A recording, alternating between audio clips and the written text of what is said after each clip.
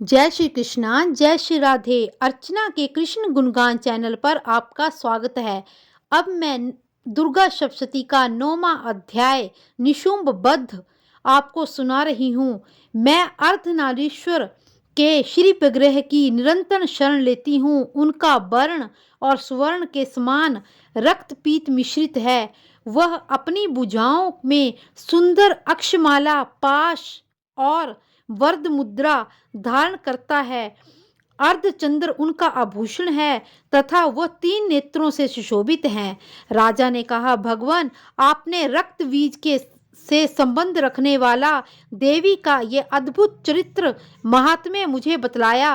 अब रक्त बीज के मारे जाने पर अत्यंत क्रोध में भरे हुए शुंभ और निशुंभ ने जो कर्म किया है उसे भी मैं सुनना चाहता हूँ।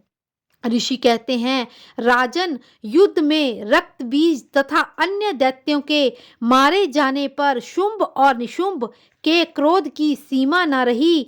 अपनी विशाल सेना इस प्रकार मारी जाती देख निशुंभ अमर्ष में भरकर देवी की ओर दौड़ा। उसके साथ असुरों की प्रधान सेना थी। उसके आगे पीछे तथा पार्श्व भाग में बड़े बड़े असुर थे जो क्रोध में होंठ चबाते हुए देवी को मार डालने के लिए आए थे। महापराक्रमी शुंभ भी अपनी सेना के साथ मातृगणों से युद्ध करके क्रोधवश चंडिका को मारने के लिए आ पहुंचा। तब देवी के साथ शुंभ और निशुंभ का घोर संग्राम हुआ। वे दोनों दैत्य मेघों की भांति वाणों की भयंकर वर्षा कर रहे थे। उन दोनों के चलाए हुए वाणों को चंडिका ने अपने वाणों के समूह से तुरंत काट डाला और अस्त्र शस्त्र समूहों की वर्षा करके उन दोनों दैत्यपतियों के अंगों में भी चोट पहुंचाई। निशुंभ ने तीखी तलवार और चमकती हुई ढाल लेकर देवी के श्रेष्ठ वाहन सिंह के मस्तक पर प्रहार किया। अपने वाहन को चोट पहुंचाने पर देवी ने खुरप नामक बाण से निशुंभ की श्रेष्ठ तलवार तुरंत ही काट डाली और उसकी ढाल भी, जिसमें 8 चांद जड़े थे, खंड खंड कर दिया। ढाल और तलवार के कट जाने पर उस असुर ने शक्ति चलाई, किंतु सामने आने पर देवी ने चक्कर से उसके भी 2 भाग कर दिए। तो निशुंभ क्रोध से जल उठा और उस दानव ने देवी को मारने के लिए शूल उठाया, किंतु देवी के समीप आने पर उसे भी मुक्के से मारकर चूर्ण कर दिया। तब उसने गदा घुमाकर चंडी के ऊपर चलाई, परंतु वह भी देवी के त्रिशूल से कटकर भस्म हो गई। तदंतर दैत्यराज निशुंभ को फरसा हाथ में लेकर आते देखकर देवी ने बाण समूहों से उसे घायल कर धरती पर सुला दिया।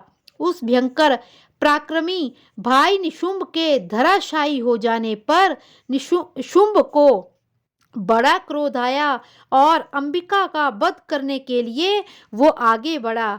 रथ पर बैठे ही उत्तम आभूषणों से सुशोभित होकर अपनी बड़ी बड़ी 8 अनुपम भुजाओं से समूचे आकाश को ढककर वह अद्भुत शोभा पाने लगा। उसे आते देखकर देवी ने शंख बजाया और शत्रु की प्रत्यंचा का भी अत्यंत दुस्सह शब्द किया। साथ ही अपने घंटे के शब्द से जो समस्त दैत्य सैनिकों का तेज नष्ट करने वाला था, संपूर्ण दिशाओं को व्याप्त कर दिया। तदंतर सिंह ने भी अपनी दहाड़ से, जिसे सुनकर बड़े बड़े गजराजों का महान मद चूर हो जाता है, आकाश, पृथ्वी और 10 दिशाओं को गुंजा दिया। फिर काली ने आकाश में उछलकर अपने दोनों हाथों से पृथ्वी पर आघात किया। उससे ऐसा भयंकर शब्द हुआ जिससे पहले सभी शब्द शांत हो गए। तत्पश्चात शिवदूती ने दैत्यों के लिए अमंगलजनक शब्द किए। इन शब्दों को सुनकर समस्त असुर थर्रा उठे, किंतु शुंभ को बड़ा क्रोध आया। उसमें देवी ने शुंभ को लक्ष्य करके कहा, ओ दुरात्मा, खड़ा रह, खड़ा रह। अभी आकाश में खड़े हुए देवता बोल उठे, जय हो, जय हो। शुंभ ने वहां आकर ज्वालाओं से युक्त अत्यंत भयानक शक्ति चलाई। अग्निमय पर्वत के समान आती हुई उस शक्ति को देवी ने बड़े भारी लुके से दूर हटा दिया। उस समय शुंभ के सिंहनाद से तीनों लोग गूंज उठे। राजन, उसकी प्रतिध्वनि से वज्रपात के समय समान भयानक शब्द हुआ, जिससे अन्य शब्दों को जीत लिया। शुंभ के चलाए हुए बाणों से देवी के चलाए हुए बाणों से शुंभ ने अपने भयंकर बाणों तथा सैकड़ों और हजारों टुकड़े कर दिए। तब क्रोध में भरी हुई चंडिका ने शुंभ को त्रिशूल से मारा। उसके आघात से मूर्छित होकर वो पृथ्वी पर गिर गया। इतने में निशुंभ को चेतना हुई और उसने धनुष हाथ में लेकर बाणों द्वारा देवी काली तथा सिंह को घायल कर डाला। फिर उस दैत्यराज ने 10,000 बाहें बनाकर चक्रों के सिंहासन से चंडिका को मूर्छित कर दिया। तब दुर्गम पीड़ा का नाश करने वाली भगवती दुर्गा ने कुपित होकर अपने बाणों से उन चक्रों और बाणों को काट गिराया। यह देखकर निशुंभ दैत्य सेना के साथ चंडिका का वध करने के लिए हाथ में गदा लेकर बड़े वेग से दौड़ा। उसके आते ही चंडी ने तीखी धार वाली तलवार से उसकी गदा को शीघ्र ही नष्ट कर डाला। तब उसने शूल हाथ में ले लिया। देवताओं को पीड़ा देने वाले निशुंभ को शूल हाथ में लिए आते देख चंडिका ने वेग से चलाए हुए अपने शूल से उसकी छाती छेद डाली। शूल से विदर्ण हो जाने पर उसकी छाती से एक दूसरा महाबली तथा महापराक्रमी पुरुष खड़ी रह कहता हुआ निकला। उस निकलते हुए पुरुष की बात सुनकर देवी बहुत जोर से हंस पड़ी और खड्ग से उन्होंने उसका मस्तक काट डाला। फिर तो वह देवी पर पृथ्वी पर गिर पड़ा।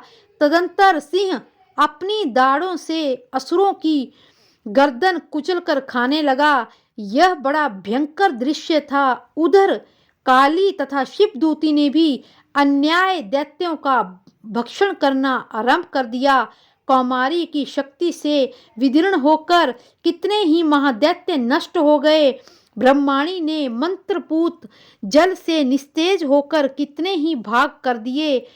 कितने ही दैत्य माहेश्वरी के त्रिशूल से छिन्न भिन्न होकर धराशायी हो गए।